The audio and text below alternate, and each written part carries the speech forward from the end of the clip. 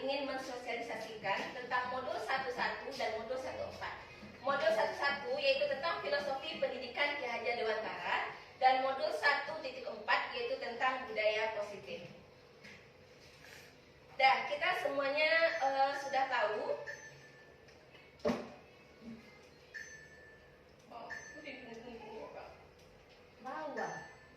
Bawa sekali, dan jatuh. Kalau ada lain, lanjut-lanjutnya bisa dipotong. Dah, ibu-ibu semua, coba lihat ke depan. Di sini ada suatu gambar. Nah, siapa ibu-ibu yang masih ingat gambar siapa itu? Iya, Bu Rahmi? Ki Hajar Dewantara ya, Bu? Iya, Ki Hajar Dewantara. Iya, pasti Bu Rahmi tahu ya, karena Bu Rahmi juga guru. Nah, itu adalah gambar Ki Hajar Dewantara. Ki Hajar Dewantara itu adalah Bapak Pendidikan Indonesia. Nah, jadi dasar dari pendidikan itu adalah dari beliau. Nah, kita ada mengenal 3 istilah dari Ki Hajar Dewantara, yaitu ing ngaso, sing tulodo, kemudian ing madya mangkaso dan tuturi handayani. Cuma kenapa kita hanya mengenal yang namanya tuturi handayani? Nah, tuturi handayani artinya adalah Dari belakang. iya, dari belakang. Kita mulai dari yang pertama. Dulu Bapak Ki Hajar Dewantara ing ngaso sing tulodo. Di depan kita sebagai suri toladan bagi murid. Kalau di tengah kita membangun komunikasi yang positif dengan murid. Kalau yang kita dari belakang, tuturi handayani, kita itu sebagai pemantau tentang perkembangan seorang murid. Nah, sekarang selain dari yang 3 filosofi itu, Ki Hajar Dewantara juga memberikan dasar pendidikan, yaitu menuntut. Dan maksud pendidikan itu adalah menuntut segala kodrat yang ada pada anak. Nah, anak itu dari kecil dia sudah diberi kodrat oleh Allah Subhanahu Wa Taala. Kodrat alam dan kodrat zaman. Nanti ada juga penjelasan itu tentang kodrat alam dan kodrat zaman. Nah, tugas kita hanyalah mengembangkan apa yang sudah ada pada diri anak. Nah, tugas kita menuntut. Jadi intinya adalah sebagai penuntut. Kita bukan sebagai pemberi awal. Kita bukan menganggap anak itu tidak bisa apa-apa. Kita tidak boleh menganggap anak itu memang mereka tidak ada sesuatu nilai positif pada dirinya. Tetapi seorang anak dia sudah mempunyai nilai positif pada dirinya. Tugas kita hanya untuk mengembangkannya. Nah, yang kedua, Ki Hajar Dewantara juga mengatakan bahwa dasarnya itu adalah bukan tabula rasa. Nah, apa itu tabula rasa? Ini saya jelaskan bahwa anak itu bukanlah suatu kertas kosong. Nah, kita sebagai guru sering mengatakan, anak ini dia kan masih kosong. Nah, anak ini dia belum ada apa-apanya. Maka tugas guru itu adalah bagaimana kertas kosong itu ada tulisannya. Bukan seperti itu. Jadi anak itu kalau kita ibaratkan sebagai kertas kosong, anak itu sudah ada tulisan-tulisan di dalam otaknya, di dalam dirinya sudah ada tulisan-tulisan. Dia bukanlah suatu kertas kosong. Dan tulisan ini sudah dia bawa sejak dia lahir. Sudah kodratnya. Nah, tugas kita sebagai guru bagaimana supaya garis ini menjadi lurus, menjadi ada bentuknya. Bisa kita jadikan seperti gunung, biar dia lebih teratur. Bisa kita jadikan seperti bunga. Jadi ini adalah tugas seorang guru. Dari garis yang kodrat anak yang garis berliku-liku, kita ubah dia menjadi garis yang lebih bermakna. Nah, garis inilah yang nanti dapat menentukan, memperbaiki lakunya untuk menjadi manusia seutuhnya. Nah, itulah dasar pendidikan Ki Hajar Dewantara yang kedua.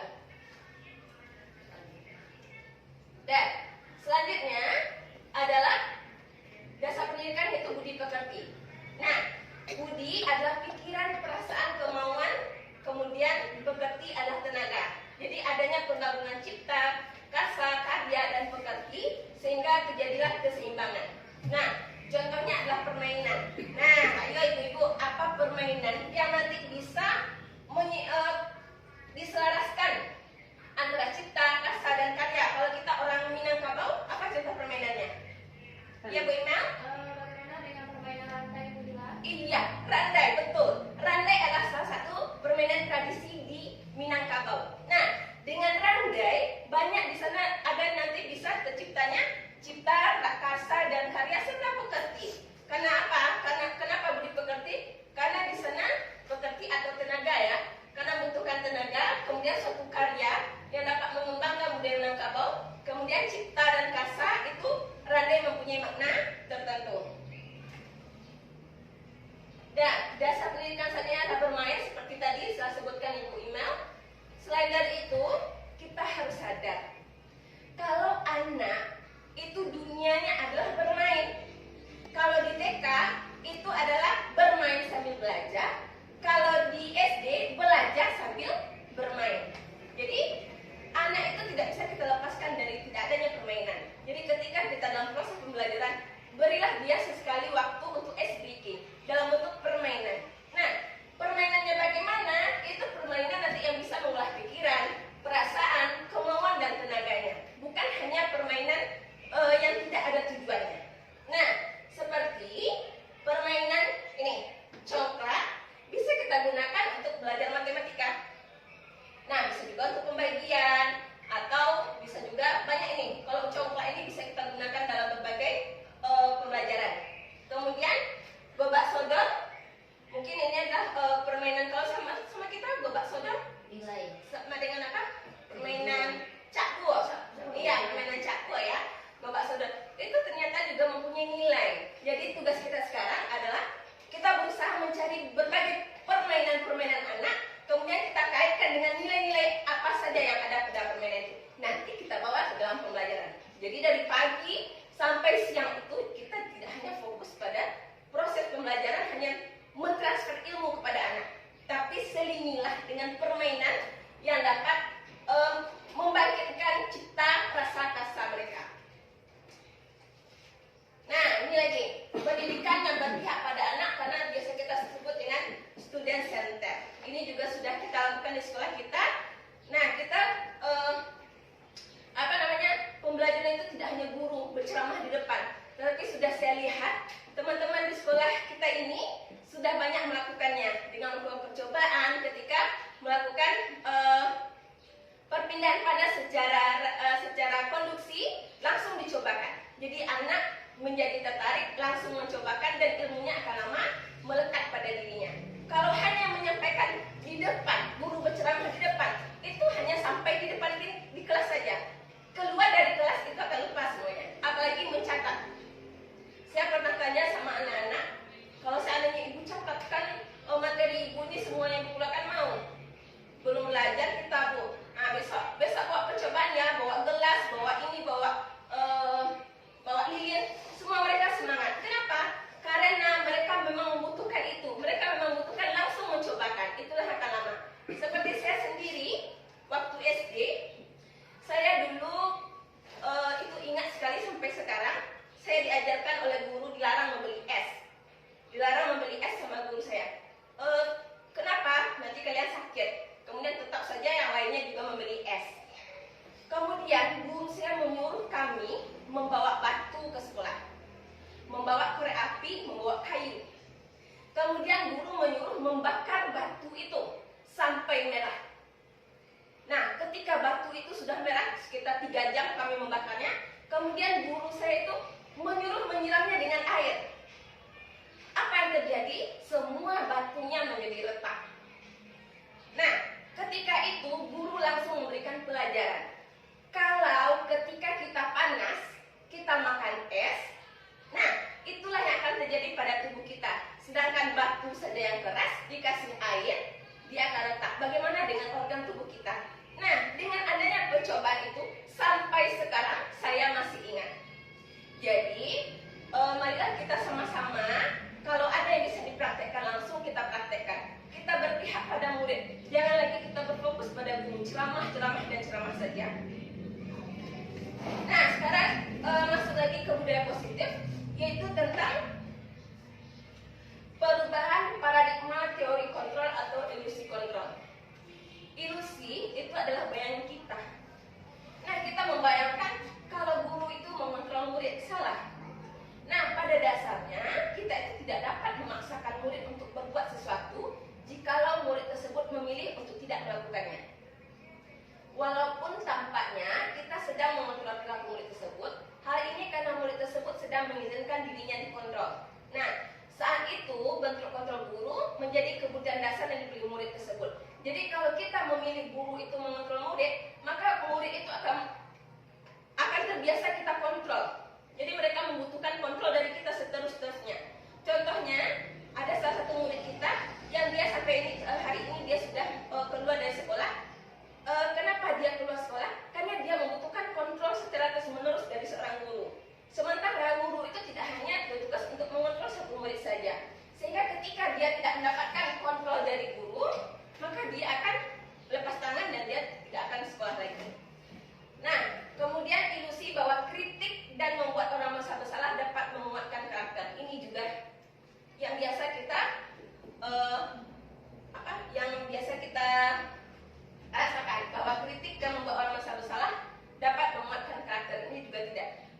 menggunakan kritik dan rasa bersalah untuk mengontrol murid menuju pada identitas gagal.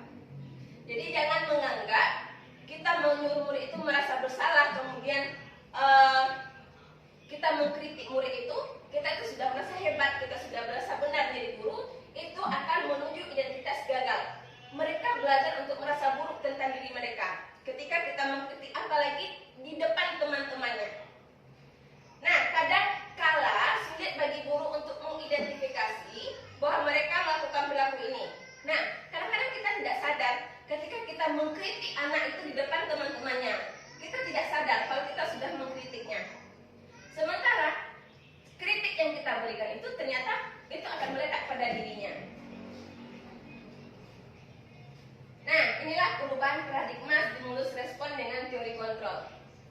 Stimulus respon, kita mencoba mengubah orang agar berpandangan sama dengan kita. Tapi kalau dalam teori kontrol, kita berusaha memahami pandangan orang lain terhadap diri kita, dunia. Kemudian perilaku buruk dilihat sebagai suatu kesalahan. Teori kontrol, semua perilaku memiliki tujuan. Nah, jadi seseorang itu memiliki tujuan untuk melakukan kesalahan, untuk melakukan sesuatu. Mungkin saja dia butuh cinta dan kasih sayang. Apa contohnya? Misalkan dia tidak membawa makanan ke sekolah. Kemudian ketika kita tanya, kenapa kamu tidak bawa makanan? Nanti dia dikasih sama teman, Bu. Kan teman baik-baik, nanti dia butuh cinta. Kemudian orang lain bisa mengontrol saya. Hanya Anda yang bisa mengontrol diri Anda, jadi tidak bisa orang lain mengontrol diri kita. Kemudian saya bisa mengontrol orang lain, Anda tidak bisa mengontrol orang lain. Jadi kita tidak ada istilahnya bisa mengontrol orang lain. Orang lain di sini karena kita sebagai guru adalah murid, jadi kita tidak bisa mengontrol murid. Jadi nanti ada cara-caranya bagaimana supaya kita itu tidak bisa mengontrol. Ada cara trik tersendiri supaya anak itu bisa mengontrol dirinya sendiri. Kemudian pemaksaan ada pada saat rujukan gagal, kolaborasi dan konsensus menciptakan pilihan-pilihan baru. Kemudian model berpikir menang atau kalah. Model berpikir kita adalah menang dan menang, jangan ada istilahnya kita untuk kalah. Nah, sekarang kata disiplin. Ini pasti di setiap namanya instansi pendidikan, kata disiplin itu pasti suatu kata yang sudah tidak asing lagi. Nah, disiplin. Kita mengenal disiplin selama ini adalah sesuatu yang mengikat. Nah, sementara kita harus sadar kalau disiplin itu berasal dari bahasa Latin yaitu disiplina, yang artinya belajar. Nah, makna asal dari kata ini berkonotasi dengan disiplin diri dari murid-murid Socrates dan Plato. Disiplin diri membuat orang mengenali potensinya menuju sebuah tujuan, apa yang dihargai. Nah, tapi apa yang terjadi pada diri kita? Selama ini kita sudah salah memaknai kata disiplin. Disiplin adalah sesuatu yang dilakukan seseorang pada orang untuk mendapatkan kepatuhan. Ini salah. Ini tidak benar. Nah, kemudian kita juga cenderung menghubungkan kata disiplin dengan ketidaknyamanan, bukan dengan apa yang kita hargai. Nah, jadi ketika nanti kita membuat suatu peraturan atau membuat suatu keyakinan, kita harus mendasari dulu disiplin itu apa. Ternyata disiplin itu adalah bukan untuk mendapatkan kepatuhan. Nah, ini tindakan atau perilaku yang dilakukan guru akan menentukan lingkungan positif. Jadi kita sebagai guru, tujuan kita adalah menciptakan lingkungan positif di lingkungan sekolah kita. Bagaimana caranya? Dengan membuat keyakinan kelas. Ibu-ibu bisa lihat di sebelah kanan ibu-ibu, kami sudah kelas 5A sudah membuat keyakinan kelas. Nah, ini dia. Keyakinan kelas itu berasal dari kesepakatan kelas. Sekarang pertanyaannya, apa beda peraturan dengan keyakinan kelas? Nah, sekarang saya akan jelaskan apa itu beda peraturan dengan keyakinan kelas. Nah, itu sesuai dengan kesepakatan. Nah, sekarang saya ingin tanya, harus memakai masker ke sekolah. Itu adalah suatu peraturan. Harus memakai masker. Sekarang ditanya, memakai masker itu tujuannya apa? Untuk menjaga kesehatan. Maka keyakinan kita adalah menjaga kesehatan. Jadi buatlah keyakinan selalu menjaga kesehatan. Jadi apa ujungnya dari peraturan itulah yang harus kita buat di keyakinan kelas. Nah, kemudian siswa dilarang terlambat. Itulah peraturan sekolah. Kita ubah ya dengan merubah katanya itu, kalimat itu menjadi suatu keyakinan, menjadi selalu berkomitmen datang tepat waktu. Berkomitmen datang tepat waktu. Nah, kemudian kita bikin peraturan, dilarang bertengkar, dilarang mencemooh teman. Maka kita ubah keyakinannya menjadi saling menyayangi dan menghargai. Nah, inilah yang kita sepakati dengan murid kita. Bukan kata-kata dilarang bertengkar, denda 2.000, yang tidak membersihkan kelas, piket 1 minggu, yang tidak membawa buku, denda 3 buku. Bukan seperti itu. Tapi keyakinan inilah yang akan kita sepakati di dalam kelas. Nah, seperti ini contohnya, ini yang kesepakatannya ya. Kami guru dan murid saling menyayangi. Mungkin saja dari keyakinan saling menyayangi, peraturan ini banyak. Tidak boleh bertengkar, di sini letaknya kan? Tidak boleh bertengkar atau tidak boleh mencemooh. Nah, di sini letaknya, kita harus saling menyayangi. Ini yang kita yakinkan kepada anak. Kemudian kami murid yang semangat belajar. Semangat itu seperti apa? Rajin membuat tugas. Dan apa lagi? Tidak pernah Datang tepat waktu. Iya, bagus Bu Rahmi. Datang tepat waktu karena dia semangat untuk pergi sekolah. Cuma semangatnya ini yang kita tulis di keinginan kelas, bukan peraturan. Nah, itu bedanya antara peraturan dengan keyakinan. Nah, selama ini kan kita membuat peraturannya yang tidak piket 3 hari. Nah, itu berarti kita sudah tidak mendasari dari makna disiplin tadi. Karena makna disiplin itu bukan memaksa. Kalau itu memaksa, kalau dia tidak piket, berarti dia terpaksa dia. Tapi ketika kita harus saling menyayangi. Nah, maka dengan sendirinya mereka akan berubah. Dan selanjutnya saya masuk ke posisi kontrol. Nah, ibu-ibu semua, ini adalah 5 posisi kontrol yang sudah ada di dunia pendidikan. Ini kita semuanya 1, 2, 3, 4, 5. Dan saya pribadi sudah ada di posisi, sering di posisi, saya juga pernah di posisi ini. Saya juga pernah di posisi ini, dan ini belum pernah. Apakah ibu yang lainnya sama dengan saya? Sama. Sebagai penghukum. Masih banyak sebagai penghukum. Iya, betul. Bukan hanya Ibu Rahmi, saya juga. Ketika dia tidak bikin PR, saya langsung mengatakan, bikin sekarang. Sekarang bikin PR itu. Kemudian kalau dia terlambat, siram bunga. Bahkan ada anak itu, memang yang tidak semua anak itu mau dihukum, tapi ada juga yang mau dihukum. Salah satu anak saya ada namanya Gifar. Dia sangat suka dihukum. Ketika dia terlambat, baru saya ngomong, Gifar kamu terlambat. Ya Bu, saya langsung bersihkan WC Bu. Nah, dia sudah menyadari kesalahannya. Tapi apakah kita introspeksi diri kita? Ternyata kita masih di posisi kontrol pertama sebagai penghukum. Yang ini sangat tidak diharapkan dalam dunia pendidikan. Yang kedua, pembuat orang bersalah. Saya juga sering. Contohnya pada orang yang biasanya anak-anak yang mendapat ranking 1-5, ketika dia membuat kesalahan, saya sering melontarkan kecewaan kepada dia. Contohnya apa? Contohnya ada anak namanya Fatan.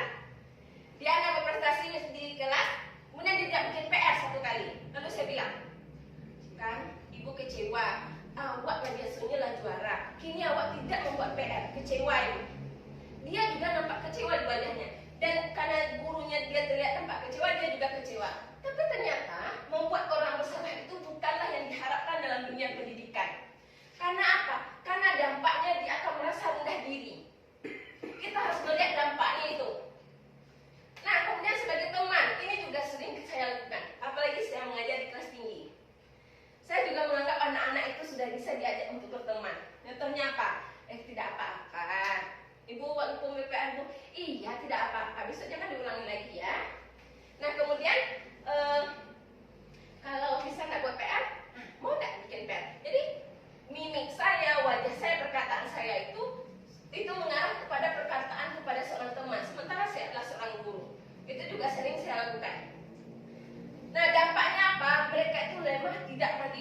tergantung. Setelah itu sebagai pemantau. Nah, sebagai pemantau, nah ini apa dampaknya pada murid? Menitik beratkan pada sanksi atau hadiah. Nah, ini sebenarnya saya agak bertentangan di posisi kontrol pemantau, karena saya menganggap selama ini memberikan hadiah kepada anak adalah sesuatu yang baik. Contohnya, ketika dia bisa menyelesaikan sesuatu, saya kasih hadiah. Saya kira itu adalah posisi saya itu sudah menjadi guru yang terbaik karena membuat murid bahagia dengan apa yang saya berikan. Kemudian ketika dia mampu menyelesaikan sesuatu, saya juga misalkan kalau kelas 5 saya kasih 1 buku. Kalau juara dia kasih, kalau juara kan ya, kalau dia menyelesaikan cepat tugas, saya kasih buku. Ternyata saya masih berada pada posisi ini. Karena apa? Mereka hanya mengharapkan hadiah dari saya. Mereka cepat tapi hanya mengharapkan hadiah, bukan daripada dasar dirinya untuk menyelesaikan sesuatu. Nah, inilah posisi yang harus dicapai kalau kita sebagai seorang guru, posisi manajer. Ya, kata manajer biasanya kita kenalnya hanya di kantor-kantor. Ternyata kita sebagai guru juga bisa menjadi seorang manajer di kelas kita. Nah, bagaimana manajer itu? Nah, contohnya adalah ketika murid itu bertengkar, apalagi kelas 5 sering bertengkar. Nah, tugas kita adalah karena kita sudah membuat keyakinan, tanyakan kepada mereka. Kita panggil dulu. Nah, kenapa kamu bertengkar? Tanya alasan lo. Itu Bu, tadi saya diganggunya Bu.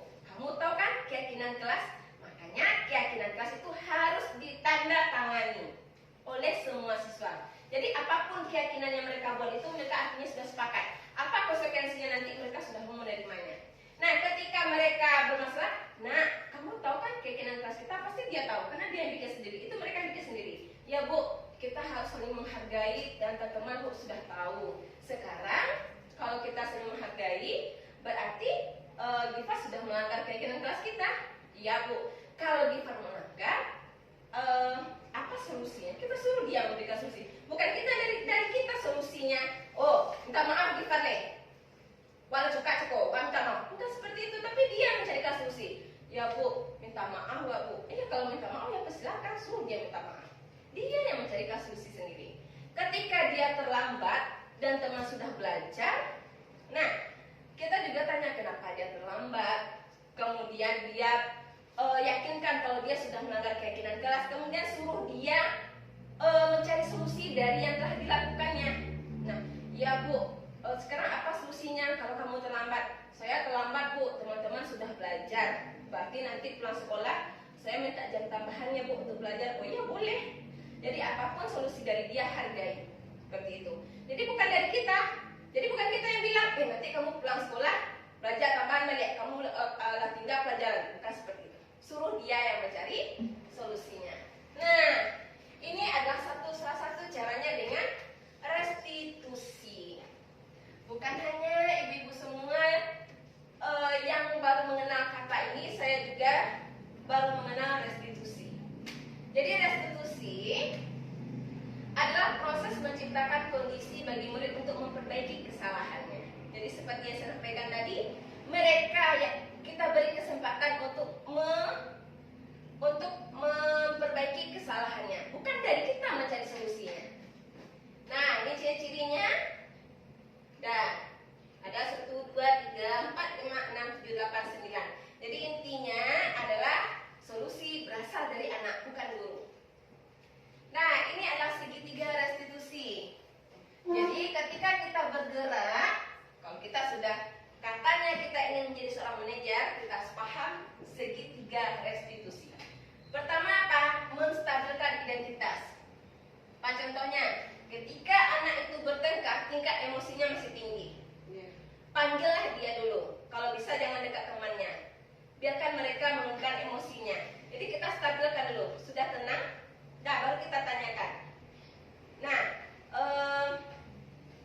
setiap orang, jadi mulainya dari kita. Setiap orang pasti pernah melakukan kesalahan. Kata kita kepada anak, oh iya Bu, sekarang apa kesalahan yang telah kamu lakukan? Nah, nanti dia akan mengatakan kesalahannya. Baru kita kaitkan dengan keyakinan. Dulu